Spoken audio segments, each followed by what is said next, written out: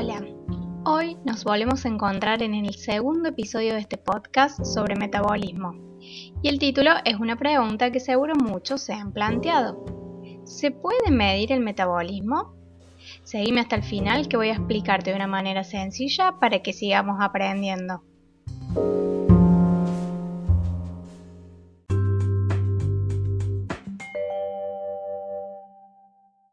En el episodio 1 hablamos de conceptos teóricos. Definimos metabolismo, balance energético y gasto calórico para ir desenredando este tema que a tantos preocupa. Ahora vamos a llevar esos conceptos un poco a la práctica. El nombre de mi especialidad médica es endocrinología y metabolismo, y eso despierta la curiosidad y la inquietud de muchos al momento de la consulta médica. Me preguntan, ¿puedo saber el estado de mi metabolismo? ¿Me va a controlar el metabolismo? ¿Me puede medir el metabolismo? ¿Alguna vez vos te lo preguntaste? ¿Ya conoces la respuesta?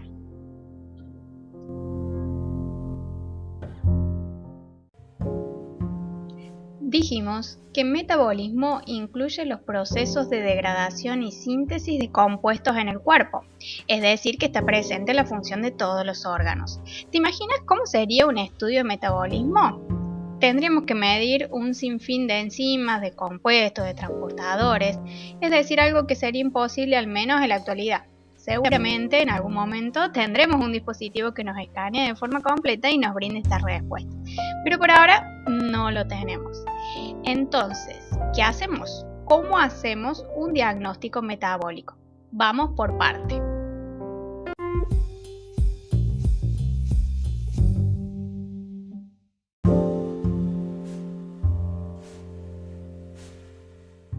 Para hacer un diagnóstico metabólico nos vamos a centrar en dos bloques importantes. Por un lado, el estado y el nivel de los compuestos que representan en forma genérica los nutrientes y por el otro lado, algunas hormonas encargadas de regular dichos compuestos.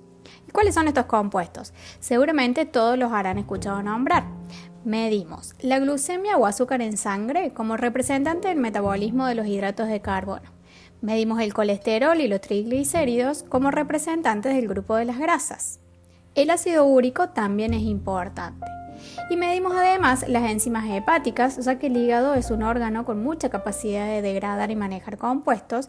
Y medimos la función renal, que es el otro órgano que nos ayuda a eliminar desechos. Con estos datos tendremos un parámetro general de qué está pasando con los nutrientes en tu cuerpo. Si la dieta es equilibrada, si hay exceso de algún nutriente, si hay dificultad de regulación, si el ejercicio que realizas es suficiente, etc.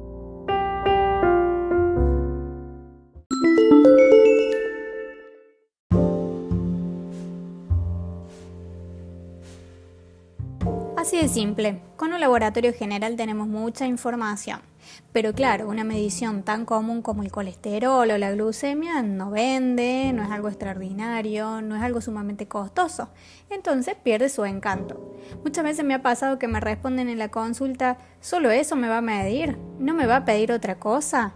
Y entonces, ¿por qué dice que estudia el metabolismo? Y ahí es donde me doy cuenta que este imaginario del concepto metabolismo como una entidad mágica nos juega en contra y desde ese imaginario viene la manipulación de la información que busca vender y que por desconocimiento confiamos y creemos. Por eso quise tratar este tema en este podcast, para guiarlos con información y conceptos claros y transparentes.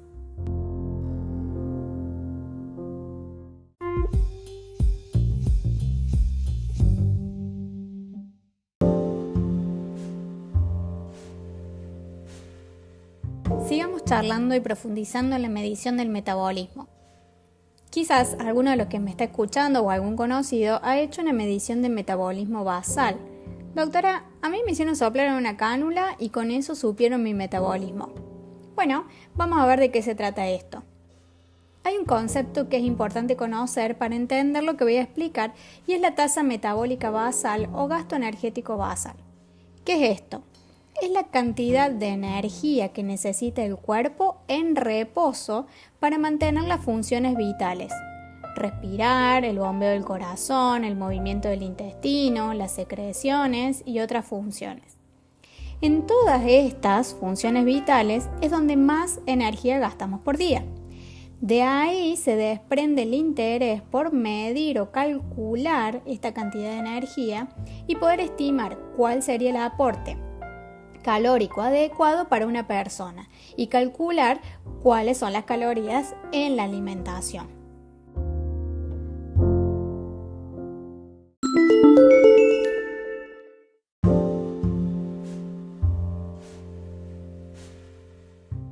La forma ideal de medir la tasa metabólica basal es mediante un método complejo. ¿Se acuerdan que en el episodio pasado dijimos que generar energía produce calor? Bueno, por eso este método consiste en colocar a la persona dentro de una cámara aislada y sellada, donde se cuantifica la cantidad de calor generado por el individuo en reposo a través de cambios de temperatura en el aire y en el agua que ingresan y salen de esta cámara. Y con eso se calcula el gasto de energía. Esto es algo sumamente costoso y difícil de instalar en un consultorio, por eso es que se buscaron métodos alternativos más prácticos. Surge entonces el método mediante un analizador del aire que expiramos. El proceso de generar energía consume oxígeno y libera dióxido de carbono en la respiración en cada ciclo respiratorio. Entonces, conociendo los niveles de estos gases, podemos hacer un cálculo de cuánta energía se está consumiendo según el gasto de oxígeno y la liberación de dióxido de carbono. Por eso es que el estudio consiste en respirar en una máscara o cánula. Si bien este método sí lo podemos usar en el consultorio, requiere mucha preparación. No es sencillo y no siempre se hace de manera correcta. La persona debe estar en ayunas, en reposo al menos 30 minutos. No debe haber realizado actividad física el día previo, no debe haber consumido cafeína, alcohol, tabaco, tampoco en los días previos, y además se debe realizar las mediciones durante al menos 10 minutos continuados y saber seleccionar bien los datos correctos. No es una medición del metabolismo, es una medición de cuántas calorías teóricas necesita como mínimo esa persona para mantenerse vivo en un día. ¿Y esto sirve? Bueno, podemos decir que es una herramienta más de evaluación, pero no es una herramienta indispensable ni que haya demostrado un cambio significativo a la hora de implementar los cambios de hábitos y descenso de peso. Se puede adecuar la alimentación, equilibrar las calorías y ver resultados, aunque no contemos con este dato. Además, hay otras mediciones que nos aportan información del proceso de una persona, que es medir los porcentajes de tejido graso y tejido muscular, que ya les contaré en su importancia en el próximo episodio.